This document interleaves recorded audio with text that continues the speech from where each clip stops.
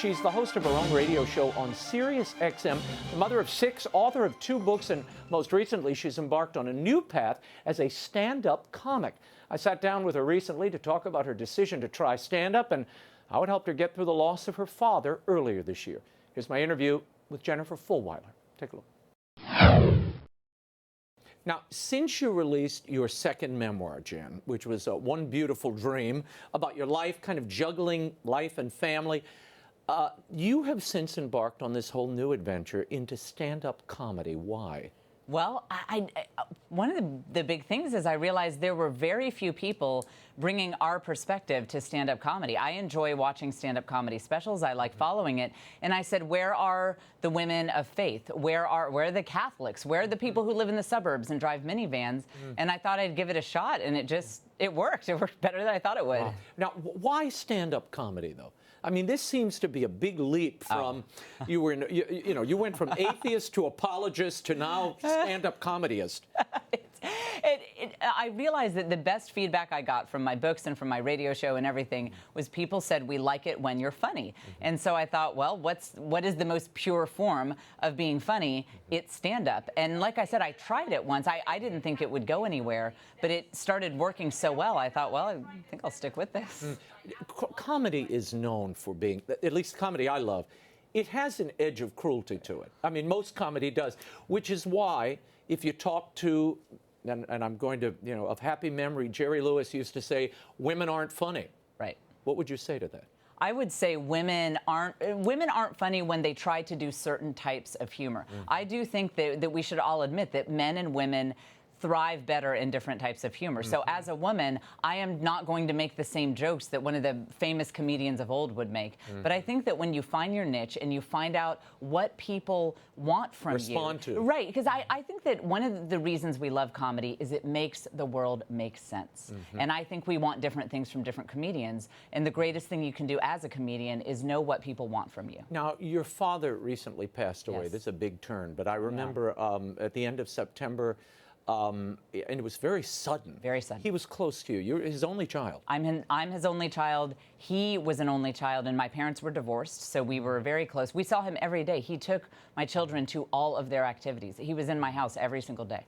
Wow. You were in Atlanta when you got the news, about to do a comedy gig. How do you do that? Honestly, being Catholic was a big part of it. It's part of our faith that suffering and joy, comedy and tragedy naturally go hand in hand when you're Catholic. And in a way, it sort of all made sense that I would go out on stage and laugh. I knew that people had flown in to come to that show. I said, I can't cancel this show. The show must go on. And I did it in his memory. And the crowd was laughing the whole time. It was a great show. But I will admit, it was a surreal experience. Yeah. Well, tell me about the first time you got up on that stage to do comedy, because it's a very different, stand-up is a very different thing than radio or anything else. Well, you know why it's different? It's a tightrope. Everyone knows if you fail. When you're giving a regular talk, the audience is supposed to be quiet. When you make a joke and you don't get a laugh, everybody knows. So I went down to a dive bar in my hometown. I was the only woman of 30 comics getting on stage. Most comics were 25 years old. The crowd was, everyone was intoxicated.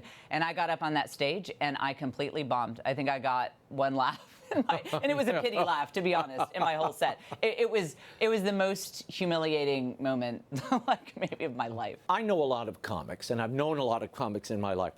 Tell me how you build your set, because this is really, it looks improvisatory up there. It's not. It's very choreographed. Very. Like TV shows that people think you throw it together. You just show up and look pretty.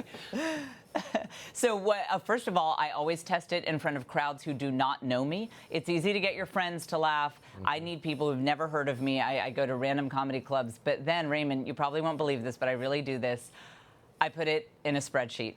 And I calculate the time between laughs and the laugh level, and I have an algorithm that calculates the ratio of the laugh level vis-a-vis the time between laughs, and it shows me how strong my set is. What jokes work, what bits pay off. And it's really helpful that when I see, look, I'm going a full minute here and I don't have a laugh, or I go 3 minutes and they're all one level laughs, I got to cut something. I got to change it. Fascinating. No, people don't realize that there's a science to it. There's an art to it. There really is. But there's a science as well. Fascinating. Jerry Lewis used to have a secretary sit in the first row with a stopwatch. Really? Yeah, to time the length of the laughs and the bits and how long they would take, and he would refer to all of that, and that's how he adjusted the act. I'm so glad to know that. That's a great tip. Back from the 50s. Yep. How long is the set? At that point, it was just 5 minutes. And how long is it now? Now my set's an hour that I'm touring with. Wow. And how many cities are you hitting, and why do you think people are responding, and who's coming?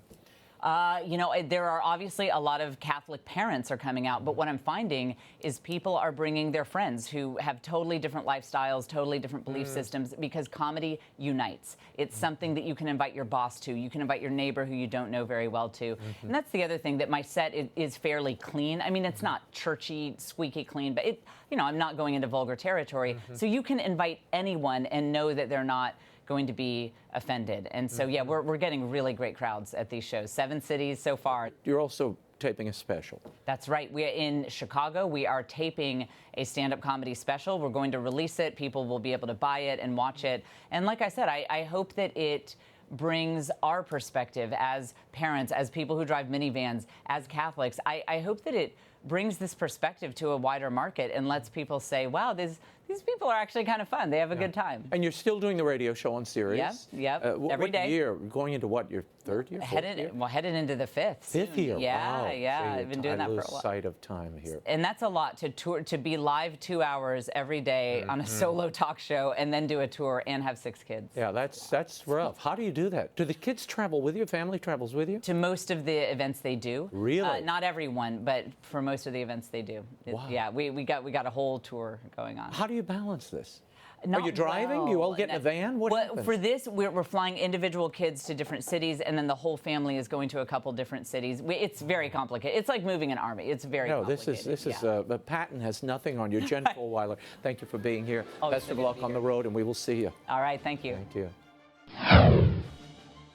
You can find out more about Jennifer Fulwiler, her books, radio show, and comedy tour at jenniferfulwiler.com, and on Twitter at Jen Fulwiler.